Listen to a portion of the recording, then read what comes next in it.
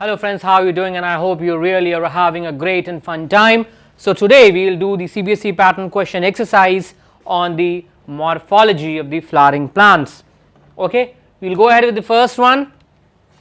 What is Cymos inflorescence? Right.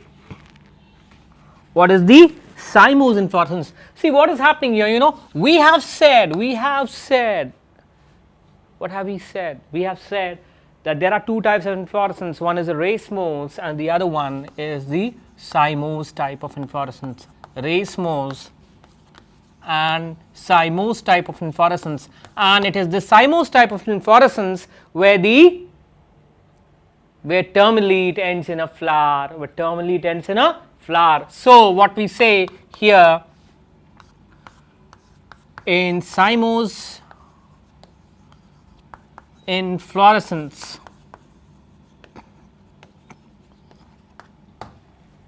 the terminal stem or the branch, okay, the terminal stem or branch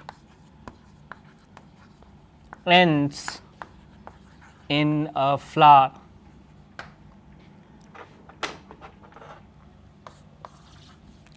This is just a 1 mark question, so no need to bang your head on this, right. So in a Cymos inflorescence, the terminal stem or branch ends in a flower, absolutely right. We move on to the next question.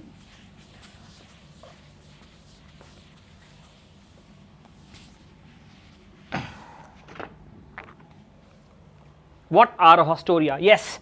Now these Astoria, these are special structures, okay, these are present in the parasitic plants and fungi, and what these do, these basically, you will tell me that plants and fungi are almost the same thing, but we have already seen the 5 types of the classification given by the 5 kingdom classification given by Whittaker. So what we will write here is the Astoria, okay, the Astoria are special structures,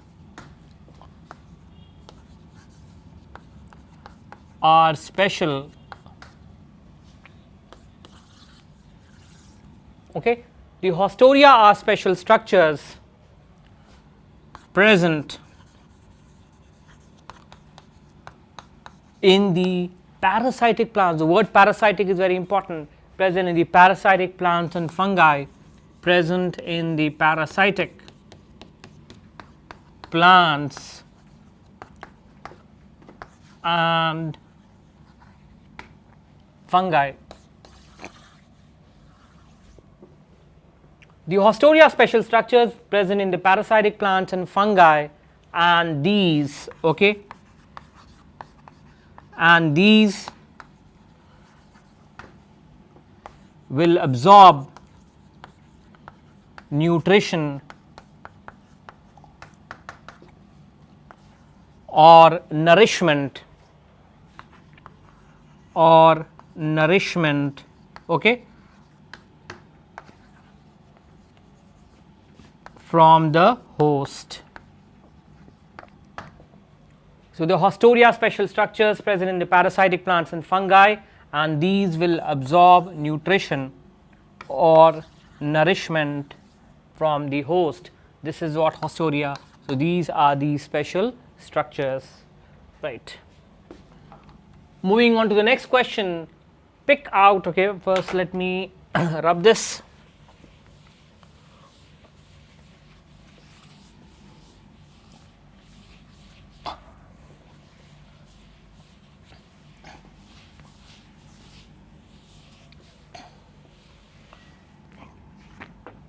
Pick out of the plants with palmate type of compound leaves from the list given below: bitter gourd, rose and silk cotton, and the correct option is silk cotton. having the palmate type of compound leaves. We have already talked about in this type that pinnate, palmate and all that, simple and compound leaves. So we will not go into the discussion. If you want to know, you can get back into the chapter. Silk cotton is the one which has the palmate type of the compound leaves, right. Palm type will be there, the unicostate, the multicostate and all that we have already discussed. Moving on to the next question. Give any two reasons to justify that onion bulb is a modified stem. Yes, the onion which we eat, okay, is a modified stem.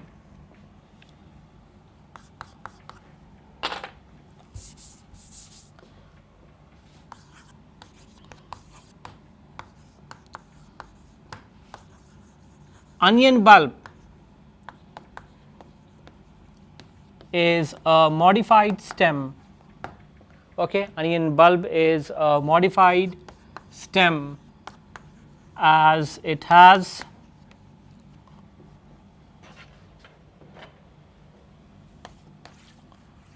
right. First of all, there will be fleshy and scaly leaves which store, okay, which store food and what we eat. Fleshy and scaly leaves which store food, right. The fleshy and scaly leaves which store food, and hence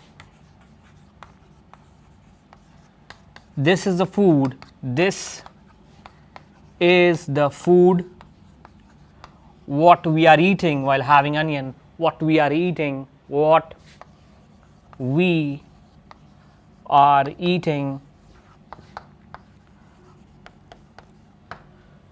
having onion, right. So fleshy and scaly leaves we store food, and hence this is the food which we eat while having onion. And second reason, the second reason which we can give for this is that yes, these have what? These have the terminal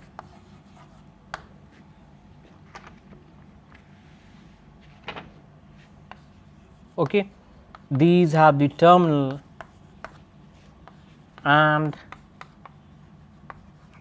axillary buds, okay. These have the terminal and axillary buds present on them,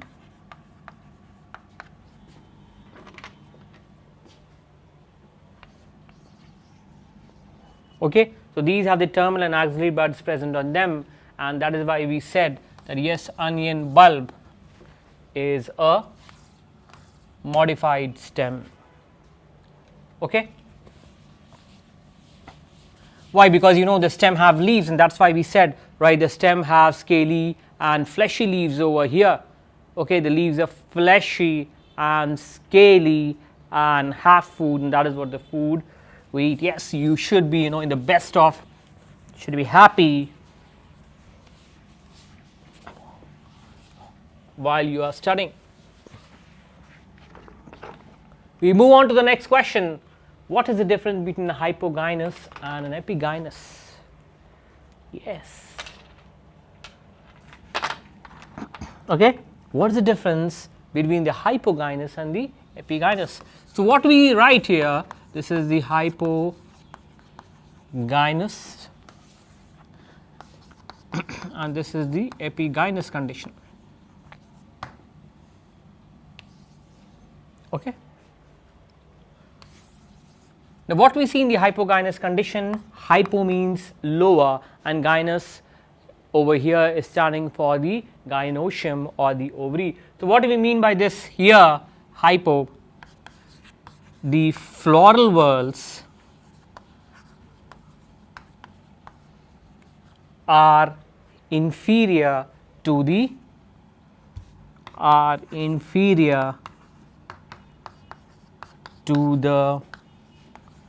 gynoecium. Okay, the floral whorls are inferior to the gynoecium. That means we can say inferior to the gynoecium, that is the ovary, or we can say inferior to the ovary. So, we can say here the ovary is superior. The ovary is superior.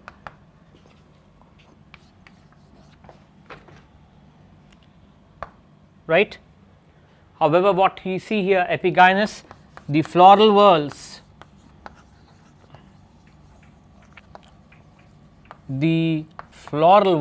right, here it is inferior, are superior to the ovary, are superior to the ovary. So, what does it mean? That is the ovary, hence the ovary is inferior in these conditions. The ovary is inferior.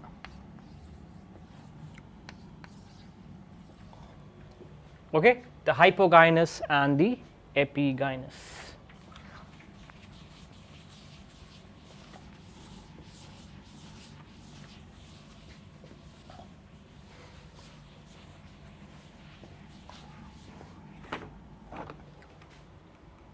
Give two external features on the basis of which rhizomes are classified as modified underground stems.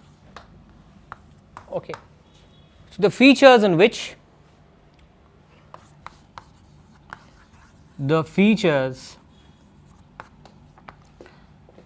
on the basis of which rhizomes, okay, the features on the basis of which rhizomes are classified as modified underground stems are,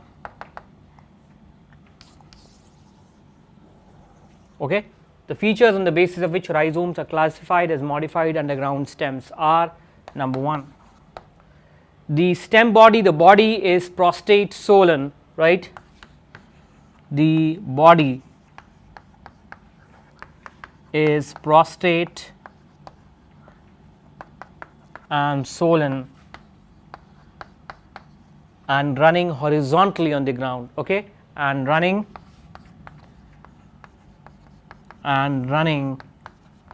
horizontally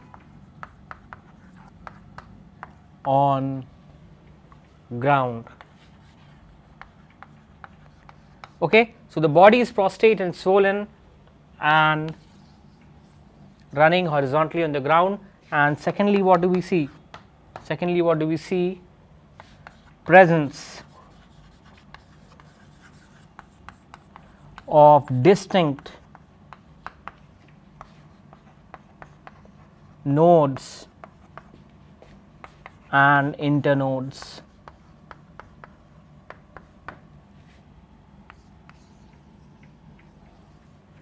Okay, presence of distinct nodes and internodes which will be present in the modified underground stem, that is the rhizome. We move on to the next question. What is phyllotaxy? What is phyllotaxy?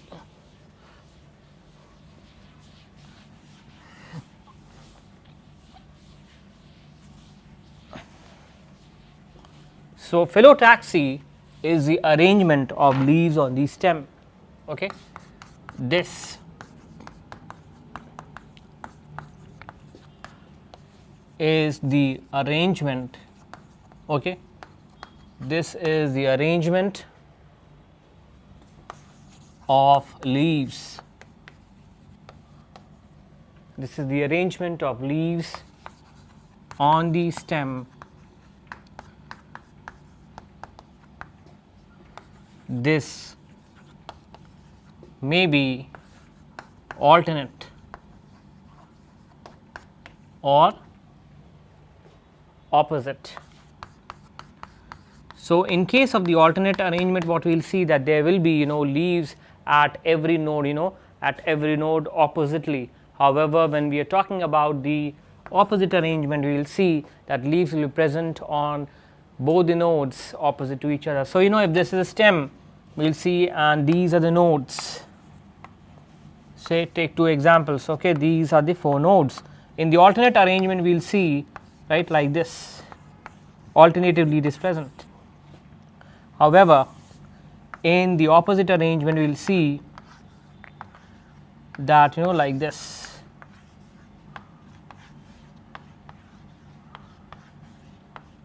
right, and that is what we mean by this phyllotaxy. So, you can put this in words and this will frame your answer. Mention the 4 different conditions of the stamens, right.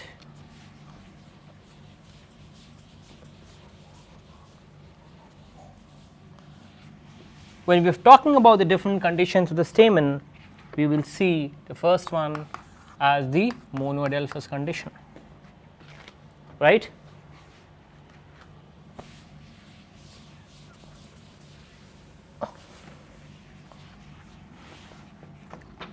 So, monoadelphous condition. Now, monoadelphous condition is a condition, mono means one, adelphous means many stamens are joined here, many filaments are joined here, in fact not the stamen. So, here filaments join to form one group, okay, filaments join to form one group, this is the monoadelphous. Then we can talk of the diadelphous condition, diadelphous condition. Now, what we see in the diadelphous condition, that filaments join to form 2 groups, filaments join to form 2 groups. Third, polyadelphous, and here the filaments join to form many groups, okay, filaments join to form many groups. Filaments join to form many groups. And then the syngenaceous condition, syngenaceous condition. Now, what is happening in the syngenaceous condition? What is happening in the syngenaceous condition? Here the filaments are free, but the anthers are fused. Okay, here the filaments are free, but anthers are fused. Here filaments are free, but the anthers are fused, and hence these are the 4 different conditions of the stamen, right. Then why is the flower considered to be a modified shoot? Absolutely.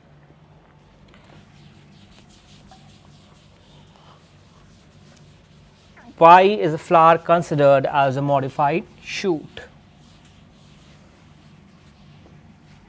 See, basically we saw that, or you can say better a condensed shoot. See, what we say, a flower has 4 whorls. In a shoot, what we see, there are nodes, right, there are nodes, and at each node there will be leaves and all these things, say the branches are there and all the other things are there. Now, what is happening in, say, and what is a flower? What is a flower?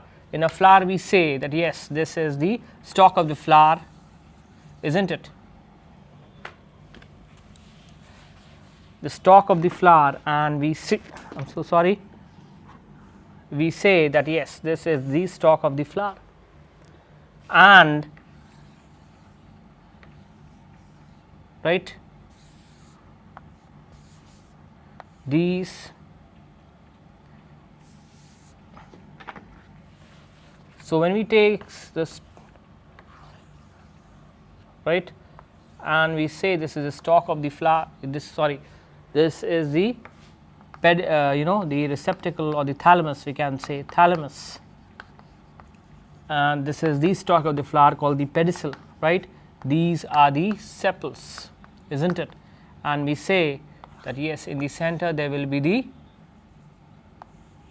ovary, the filament, the ovary, the style and the stigma, and here there will be the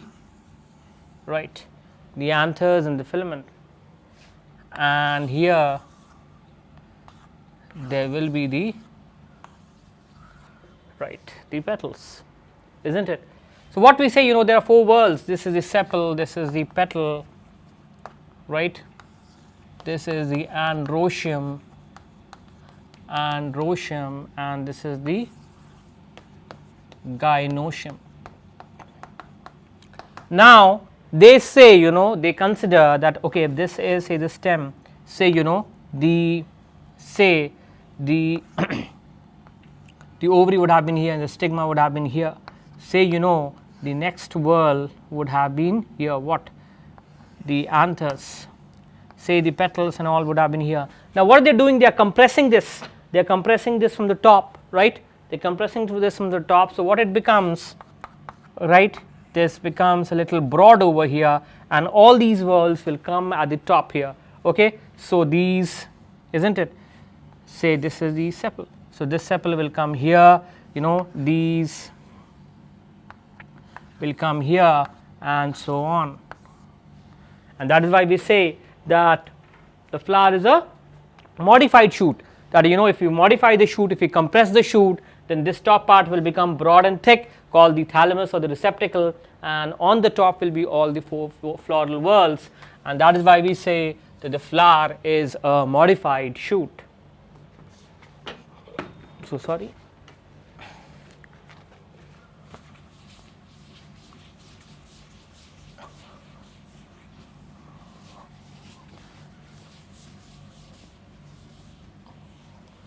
And now we move on to the next question, that is, how are the seeds forms beautiful? Absolutely beautiful. So see what is happening here. First of all, there is pollination, okay. You have to describe what is pollination, transfer of pollen grain, transfer of pollen grain, right, from anther to stigma, right. Then we see that the pollen grain germinates and there is formation of 2 nucleus, one is the generative nucleus and the other is a tube nucleus, right. Pollen germinates, pollen grain germinates and forms what? And forms what? One is a tube nucleus, right, tube nucleus, and the other one is the generative nucleus, right, the generative nucleus.